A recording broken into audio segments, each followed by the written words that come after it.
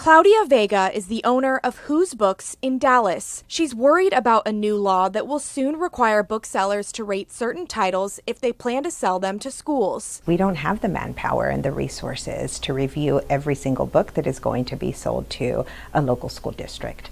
The law, which takes effect in September, tells vendors to analyze books with sexual content and determine if they're, quote, patently offensive. Books will either be rated sexually relevant or explicit, based on factors outlined by the state. Kids will have to get parental consent to check out sexually relevant material, and books that are deemed sexually explicit must be recalled by the vendor and removed from public school libraries. Books provide the opportunity for children and parents and teachers to just have a platform to start discussions, and we shouldn't shy away from that.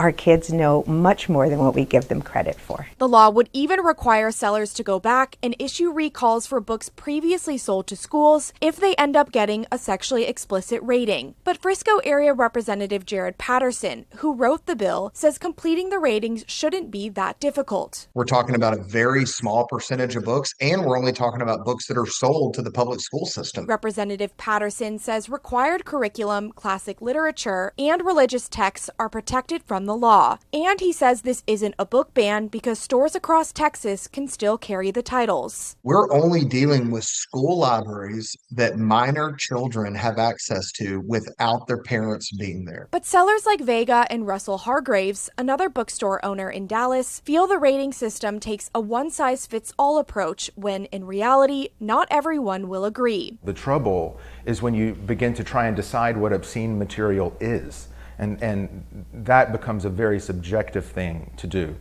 Booksellers and publishers are suing several state agencies over the law. Vega had planned to expand her business this year by selling books to bigger school districts in North Texas. But until this shakes out in court, she's taking a step back. It is going to hurt our growth or our goals for this upcoming year. For Capital Tonight, I'm Charlotte Scott. Thanks for watching our YouTube channel. For more refreshing stories about your community, click the subscribe button over here.